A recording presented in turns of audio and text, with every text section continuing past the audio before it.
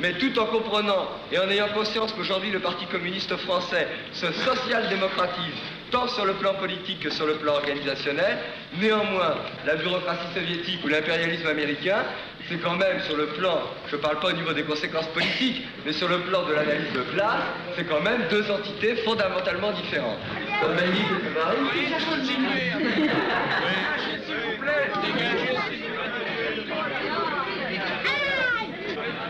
Nous déclarons donc qu'à partir d'aujourd'hui, tout militant expulsé de France sera reconduit en France par nous au moment où nous l'aurons choisi. Deuxièmement, que le mouvement du 22 mars, qui existe toujours, tiendra demain. Nous préviendrons par les structures habituelles, c'est-à-dire par l'AFP, etc. En grève. Alors par les téléphones que nous ferons marcher, l'heure exacte où le mouvement du 22 mars, avec moi, tiendra sur les problèmes politiques une conférence de presse demain matin. Y a-t-il des questions? Comment je suis arrivé en France? En voiture, par la frontière franco-allemande. Quel est l'intérêt de la France? Comment? Vous avez échappé alors? Aujourd'hui, moi je n'ai pas échappé à l'Allemagne. Mon père a échappé d'Allemagne et moi je suis né en France et j'ai choisi de militer en France, après c'est tout. Vous avez des problèmes là-dessus? Ça vous chatouille? Pas du tout. Bravo, bravo. Restez-vous dans la Sorbonne. Comment? Restez-vous dans la Sorbonne. Pour l'instant, oui.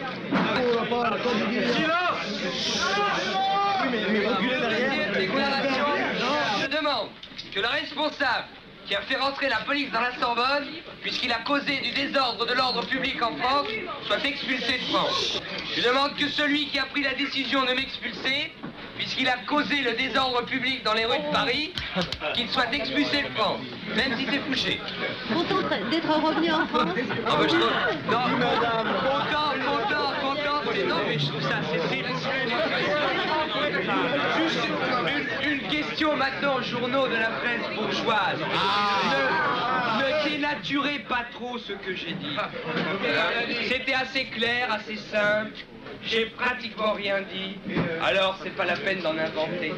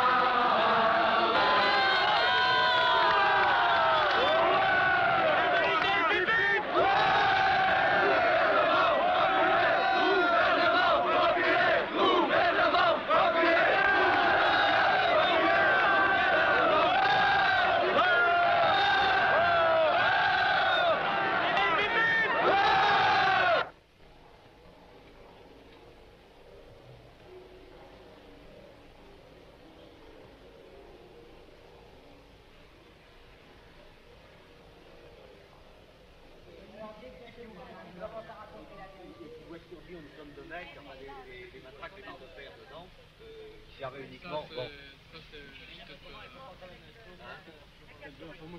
Ah si, ça c'est vrai. L'ambulance, les CRS qui ouvrent simplement pour vérifier et qui voient des types sortir avec gourdins, barres de fer, etc. Il est certain qu'au début, tout le monde pouvait rentrer dans une ambulance. Tous les 5 mètres, on fouillait ma bagnole. Et tout, toujours à fond. Alors, faut pas déconner, il n'y avait personne dedans. Il n'y avait pas un blessé, rien du tout. Pas mal d'ambulances, par exemple, qui s'en fait arrêter, les gars matraqués. Et... J'ai vu des gars matraqués tout simplement parce qu'ils n'avaient pas le temps de les emmener au poste aussi. Ils sont payés par vous et moi. Vous êtes les contribuables. N'est-ce pas? On est tous des contribuables et on paye les CRS.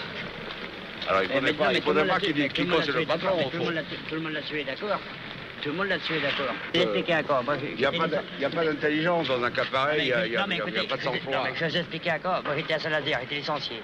On était à 2700 licenciés, malheureusement de trop. Mais quand on se bagarrait là-bas, on était des hommes mûrs. On était à 24, la moyenne de l'âge de 22, 23. Mais la bagarre n'a jamais rien résolu. Oui, mais on bougeait pas. Non, mais. Mais la bagarre n'a jamais rien résolu. Bah, mais justement, mais la bagarre, non, mais écoutez.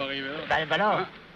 La bagarre n'a jamais rien résolu. Mais nous aussi, jamais. Écoutez, mais avant qu'on est arrivé là. Pourquoi qu'un type est plus costaud que l'autre, c'est tout. Mais avant qu'on est arrivé là. Ça prouve pas qu'il a raison. Mais écoutez, mais avant qu'on est arrivé là. Ah bah, souvent, on faisait aussi 15 jours, 3 semaines, tous se dit bon, on fait grève sur le tas. Et qu'est-ce qu'on a eu comme récompense? Jamais rien. Avant qu'on ait eu 17 francs de l'heure, il a fallu qu'on se bagarre, qu'on mette les machines, tout ça. Reconnaissez, monsieur, que si on en est arrivé là, c'est uniquement à cause des barricades, simplement à cause de la violence. Quelquefois, la violence est absolument nécessaire, elle doit éclater. Ça paye pas, mais la preuve, c'est que ça va payer. Bah si, ça va payer. Écoutez, monsieur, ça tourne quoi à la politique, vous êtes bien d'accord? Alors, vous pouvez remarquer, monsieur, que absolument rien n'est joué, et c'est pas parce que certains hommes politiques, tels Mendès France, par exemple, qui serait le moins mal vu en ce moment, prennent le devant la scène. On Mendès France et ça revient. Exactement, et Mendès France sera contesté très rapidement, monsieur.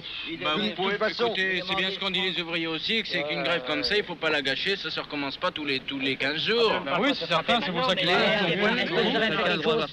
Est-ce que vous avez fait quelque chose en France sans casser les œufs, vous?